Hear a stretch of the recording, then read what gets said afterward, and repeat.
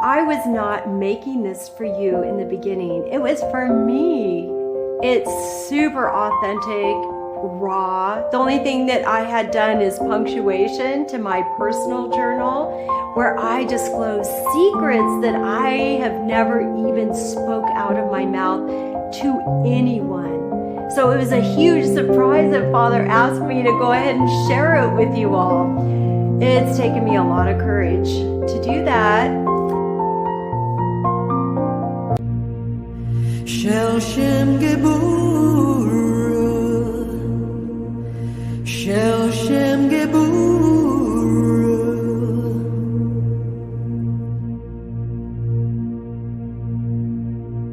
Dunamis Christus.